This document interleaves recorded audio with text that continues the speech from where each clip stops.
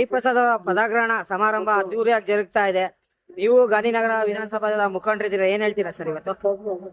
Sir, ಇವತ್ತೊಂದು ಪಕ್ಷಕ್ಕೆ ಒಂದು ಒಳ್ಳೆ ದಿನ, ಶುಭ ದಿನ.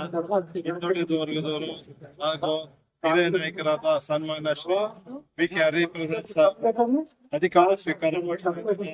ಅವ್ರಿಗೆ ಕೆಳಮಟ್ಟ ಕಾರ್ಯಕರ್ತರಿಂದ ಎಲ್ಲರೂ ಗೊತ್ತಿದೆ, ಅದರಿಂದ ಸಂಘಟನೆ ಚೆನ್ನಾಗಿರತ್ತೆ.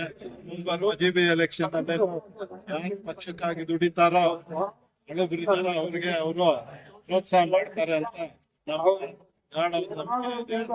ಅದೇ ರೀತಿ ಮೆಚ್ಚಿನ ನಾಯಕರು, ಮಾಜಿ ಸಚಿವರು, ನಮ್ಮ ಶಾಸಕರು, ಜನಪ್ರಿಯ ಶಾಸಕರು ದಿನೇಶ್ ಗುಂಡೂರಾವ್ ಸಾಹೇಬರು ಇವತ್ತು ಕ್ಷೇತ್ರದಿಂದ 10,000 ಜನನ್ನ ಮೊಬಿಲೈಸ್ ಮಾಡಿ ಕಳಿಸಿದ್ದಾರೆ. ಇಲ್ಲಿಗೆ ದಾರಿಯಲ್ಲಿದ್ದಾರೆ.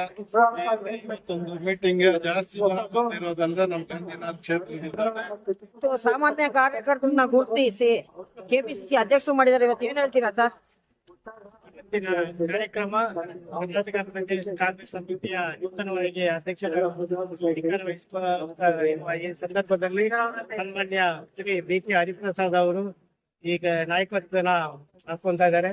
ಇನ್ಮೇಲೆ ಕರ್ನಾಟಕದಲ್ಲಿ ಕಾಂಗ್ರೆಸ್ ಪಕ್ಷ ಬಲವಂತವಾಗಿ ಬಲಪಡಿಸಬಹುದಂತ ಒಂದು ನಂಬಿಕೆ ಇದೆ. ಅದೇ ರೀತಿ ಈ ಕಾರ್ಯಕ್ರಮಕ್ಕೆ ನಮ್ಮ ಕರ್ನಾಟಕ ಕ್ಷೇತ್ರ ಜನಪ್ರಿಯ ಶಾಸಕರು ಮಾಜಿ ಸನ್ಮಾನ್ಯ ಶ್ರೀ ದಿನೇಶ್ ಗುಂಡೂರಾವ್ ಅವರ ಈಗಾಗಲೇ MLA ಕಚೇರಿಯಲ್ಲಿ 3 ಬಾರಿ ನಡೆಸಿ ಅವರ ಕಡೆ ಹೆಚ್ಚು ಕಾರ್ಯಕರ್ತರ ನಾವೆಲ್ಲ ಬಂದಿದ್ದೀವಿ. ಇದೇ ರೀತಿ ನಮ್ಮ ಒಳ್ಳೆ ರೀತಿಯಲ್ಲಿ ಅವರಿಗೆ ನಮ್ಮ ದಿನೇಶ್ ಗುಂಡೂರಾವ್ ಸಾಹೇಬ್ರ ನೇತೃತ್ವದಲ್ಲಿ ಸುಮಾರು 5,000 ರಿಂದ 6,000 ಜನ ಇಲ್ಲಿ ಬಂದಿದ್ದೀವಿ. ಅವ್ರಿಗೆ ಸನ್ಮಾನ ಇಲ್ಲಿ ನಾವು ಅಭಿನಂದನೆ ಮಾಡೋದಕ್ಕೆ ಅವರು ಯಾವತ್ತು ನಾವೇನು ಆಶೀರ್ವಾದ ಮಾಡೋದಕ್ಕೆ ಅವ್ರು ನಾವು ದೊಡ್ಡವರಲ್ಲ.